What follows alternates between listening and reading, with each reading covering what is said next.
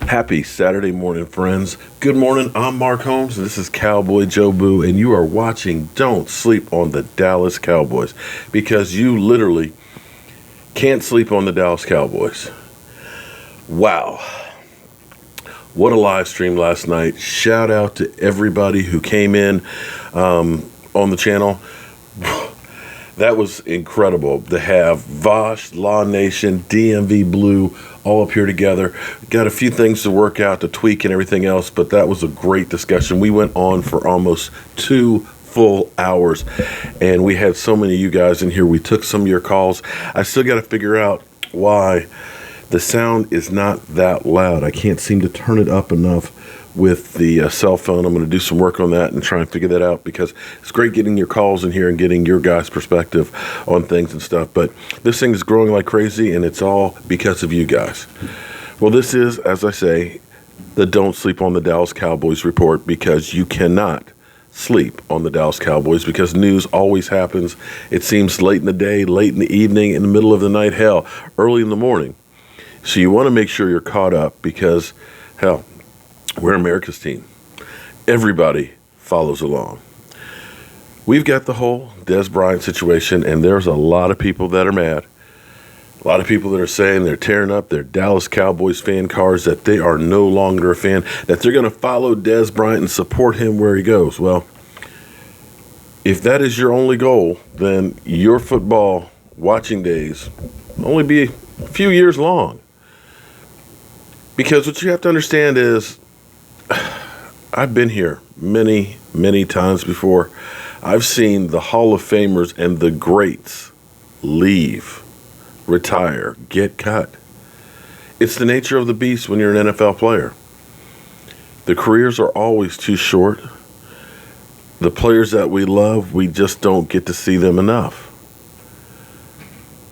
But understand this, that it is a business.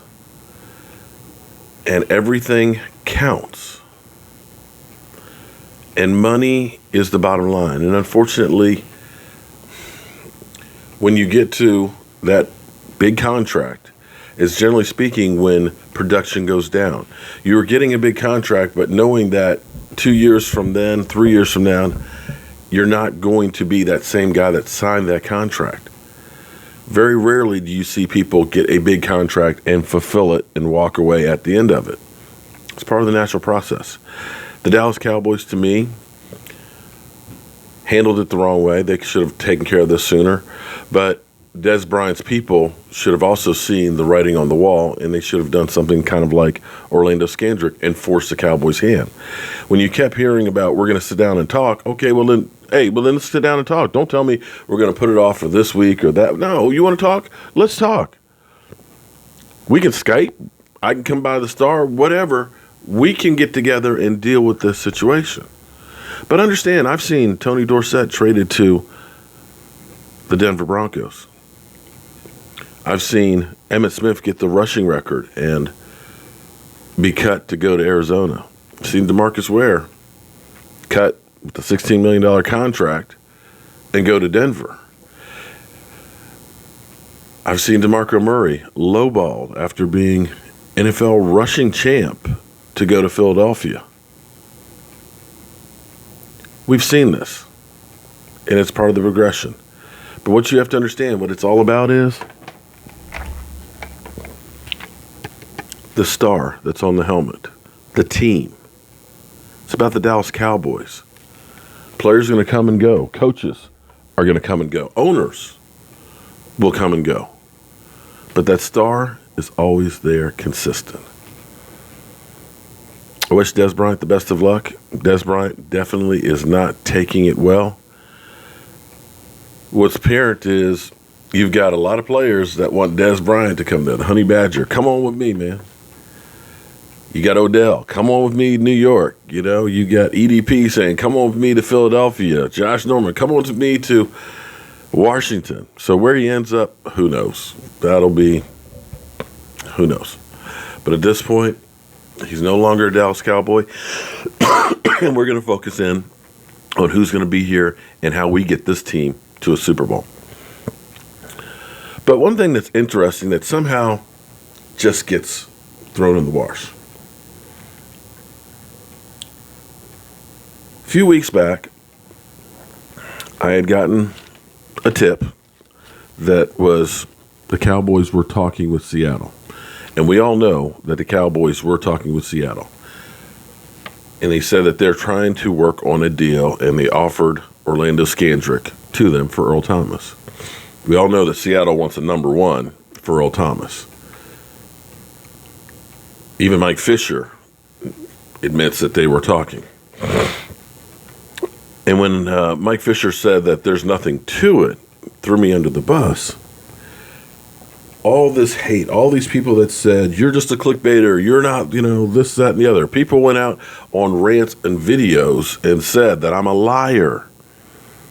We had other YouTubers that went to other YouTubers and said, Mark Holmes is a piece of crap. Boycott him. Don't do anything with him and everything. I just got all of this hate from all of these people for being wrong. Okay? Maybe it was a tip that I maybe should have held on to. When I had gotten some information about Dez Bryant, I said, you know what? I'm going to hold on to it. But I'd actually heard about this meeting beginning of the week. I heard about it wasn't about money. It was about the team ready to move on. It was about the meltdown where Dez Bryant was upset about not getting the ball. That December game where he was on the sidelines pouting, where he was on the bench, head back, just his mind not in there, and then them forcing the ball to him, and he gets the ball and then fumbles and puts us in a bad position. It was that moment that turned the switch to say, Dez Bryant is a great talent. He's a great player. But you can't have that. And I know people say, well, you're making him the scapegoat. Dak Prescott stuck. The offensive line stuck. Zeke Elliott was. Those are all true things. You had no control over Zeke Elliott being suspended because Lord knows Jerry Jones just spent $2 million in fines from the NFL trying to keep him from being suspended. You had no control over Tyron Smith's back being injured and the changeover of Doug Free and Ron Leary on the offensive line. You had no control over that. You had no control over how Chaz Green was going to play or Ryan Switzer fumbled deep in your back territory. You have no control over, missed passes by Dak Prescott. These are things you can work on. But when you have meltdowns like that clearly change the complexion of your team, and you can be mad at me, I'm trying to give you reality. But the reality is, if you're the quarterback and you know that I do not, as the leader, want that going on my sideline, I have to get the ball to him whether he's covered or not. That puts more pressure on everybody else on your team, and it changes what you do. It's a fact. It's done. It's over. It's decided. There's nothing we can do about it. But take this much, at least, away from the situation. It hurt.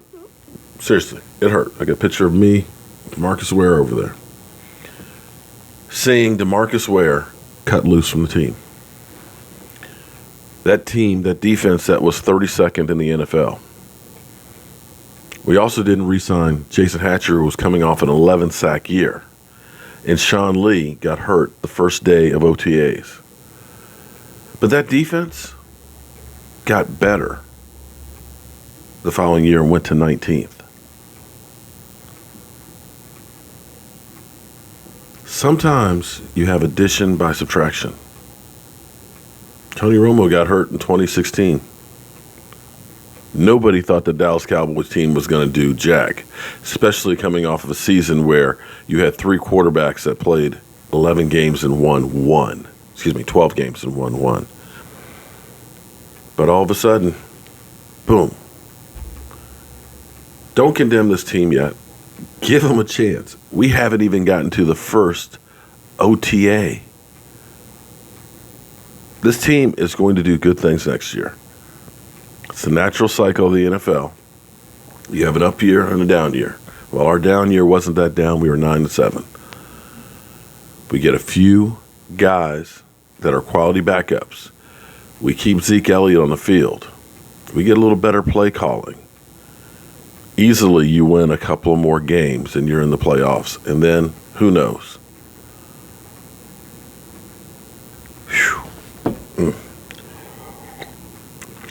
Well, my friends, I got this weekend and next weekend left to get ready for this trip.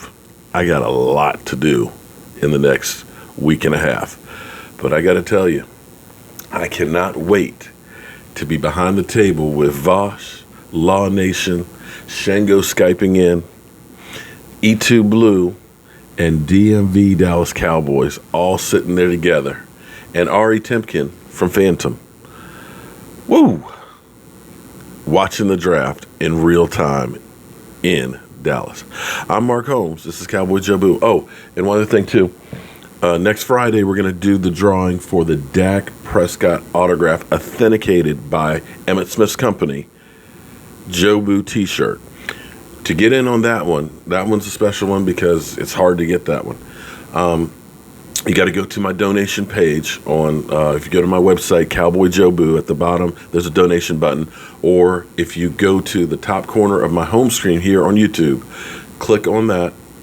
There's a blue P. That's a donation. The funds are going directly into our tailgate party at the draft. And that's why we're doing that one, because that money is immediate. Super chats, it's next month. And we want to spend the money on this trip. We're trying to make this thing huge. We've got 2 RVs that are going to be there. We've got a tailgate chef that's coming along, thanks to my man Michael. We end up having a DJ. We've got your favorite YouTubers. This thing's going to be big, and we're going to have some special guest appearances. So with that being said, guys, I'm Mark Holmes. This is Cowboy Joe Boo, and I've got to get to work. I hope you have a great weekend, and look for something special tomorrow. I'll see you soon.